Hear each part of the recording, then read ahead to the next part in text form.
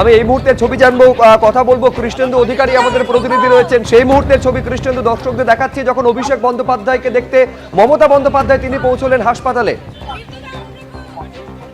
একদম তাই। অভিষেক বন্দ্যোপাধ্যায় পুলিশি প্রহরায় সোনারপুর থেকে বেরোনোর পরেই মমতা বন্দ্যোপাধ্যায়ের বাড়িতে আসেন ফিরহাদ হাকিম, এবং মমতা বন্দ্যোপাধ্যায় কালীঘাটের বাড়ি থেকে গাড়ি নিয়ে বেরিয়ে পড়েন এবং তারপর একদম সটান অ্যাপোলো হাসপাতালে পৌঁছে যান। সেখানে অভিষেক বন্দ্যোপাধ্যায় গেছেন, তার চিকিৎসা চলছে। আজকে ভোটে হারার পর প্রায় 26 দিন পর অভিষেক বন্দ্যোপাধ্যায়ের প্রথম রাস্তায় নামার কর্মসূচি, ঘোষিত কর্মসূচি ছিল। এবং তুমি জানো, প্রথম কর্মসূচি ছিল সোনারপুরে এবং সেখান থেকে বেলেঘাটায়। কিন্তু বেলেঘাটার সেই কর্মসূচির নির্ঘণ্ট পাল্টে আচমকাই কুণাল ঘোষের বাড়িতে, সেখানে যে নিহত তৃণমূল কর্মী তার পরিবারের সঙ্গে দেখা করে আসেন অভিষেক বন্দ্যোপাধ্যায়। তারপর তার বাড়িতে এসে সিআইডির নোটিশ দেন এবং তারপর সেখান থেকে সোনারপুরে যান।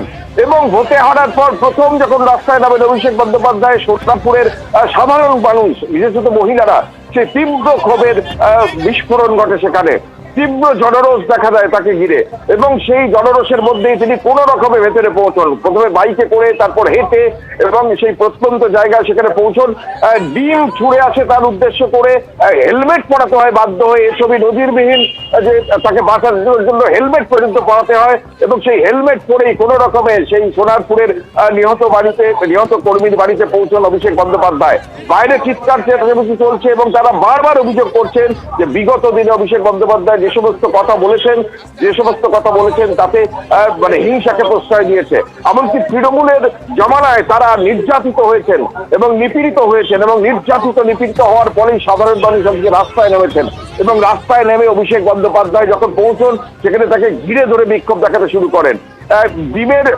ডিম ছোড়া হয় তাকে, সেই ডিম এসে ফাটে তার বুকের ওপর, তার জামা ছিঁড়ে যায়। হেলমেট পরিয়ে কোনো রকম অভিষেক বন্দ্যোপাধ্যায়কে সেই তীব্র জনরোষের মধ্যে ভেতরে নিয়ে যাওয়া হয়, এবং ভেতরে তিনি থাকেন বেশ কিছুক্ষণ। সেখান থেকে পুলিশকে ফোন করার নির্দেশ দেন, এসপিকে ফোন করার নির্দেশ দেন, এবং সেখান থেকে তিনি আবার বলেন যে গোটা বিষয়টা পুলিশকে জানাতে। সেই পুলিশের হস্তক্ষেপেই শেষমেশ, সেন্ট্রাল ফোর্সের হস্তক্ষেপেই শেষমেশ কড়া প্রহারায় অভিষেক বন্দ্যোপাধ্যায় সেই বাড়ি থেকে বেরোন বেশ খানিকক্ষণ পর।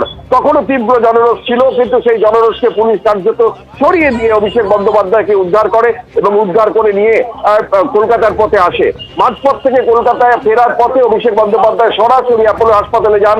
তার চিকিৎসার প্রয়োজন বলে তিনি মনে করছেন, এবং সেই বার্তা মমতা বন্দ্যোপাধ্যায়ের কাছে পৌঁছতেই মমতা বন্দ্যোপাধ্যায় ফিরহাদ হাকিমকে সঙ্গে নিয়ে তার আগেভাগেই গাড়ি করে বেরিয়ে যান, এবং কালীঘাটের বাড়ি থেকে তিনি সটান সেই অ্যাপোলো হাসপাতালে আছেন। এবং অ্যাপোলো হাসপাতালে অভিষেক বন্দ্যোপাধ্যায়ের চিকিৎসা চলছে। মমতা বন্দ্যোপাধ্যায় সেখানে গেছেন। এখন বাইরে বেরিয়ে মমতা বন্দ্যোপাধ্যায় কি বলেন বা অভিষেক বন্দ্যোপাধ্যায় কি বলেন, এখন সেটাই দেখার। কিন্তু দীর্ঘদিন পর, প্রায় 26 দিন পর, ভোটে নিদারুণ পরাজয়ের পর অভিষেক বন্দ্যোপাধ্যায় প্রথম কর্মসূচির দিনে যেভাবে সাধারণ জনরোষ আছড়ে পড়লো তাকে ঘিরে, তুমি জানো ইভিএমে সেই জনরোষ আছড়ে পড়েছে। মানে সেখানে তৃণমূল কার্যত দিশেহারা হয়ে তাদের ফল খারাপ হয়েছে, এবং সেই জনরোষ বাস্তবেও আজকে অভিষেক বন্দ্যোপাধ্যায়ের দীর্ঘদিন পর সেই কর্মসূচি ঘিরে আজকে আছড়ে পড়লো জনরোষ। পার্টির ভেতরে বা তৃণমূলের ভেতরেই প্রশ্ন উঠছিল যে যেখানে কেন নেতা নেত্রীরা বা শীর্ষ নেতৃত্ব রাস্তায় নামছেন না, বারবার পার্টির অন্দর থেকেই প্রশ্ন উঠছিল। এবং সেই প্রেক্ষাপটে পরাজয়ের 26 দিন পর আজকে অভিষেক বন্দ্যোপাধ্যায়ের প্রথম কর্মসূচি, এবং সেই প্রথম কর্মসূচিতেই আজকে ধুন্ধুমার কাণ্ড।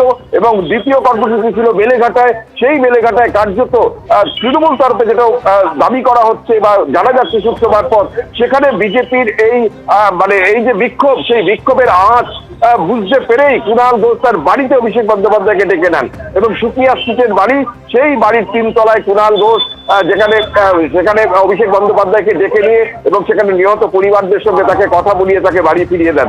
এবং তারপর অভিষেক বন্দ্যোপাধ্যায় সেখান থেকে সরাসরি সোনারপুর যান, এবং সোনারপুরের এই কাণ্ড গোটা দিন আর কি প্র্যাকটিস করেছে একেবারে। এবং তারপর সেখান থেকে কলকাতায় ফেরার পর অভিষেক বন্দ্যোপাধ্যায় এই মুহূর্তে চিকিৎসার জন্য অ্যাপোলো হাসপাতালে গেছেন, এবং মমতা বন্দ্যোপাধ্যায় তিনিও পৌঁছে গেছেন হাসপাতালে। বেরিয়ে এসে কিছু বলবেন কিনা তৃণমূল নেত্রী, সেদিকে অবশ্যই আমাদের নজর থাকবে।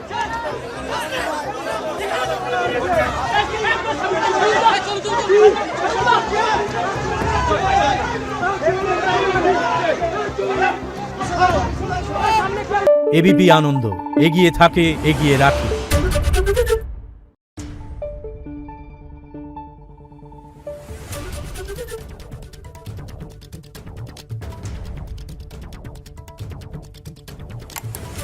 Thank you.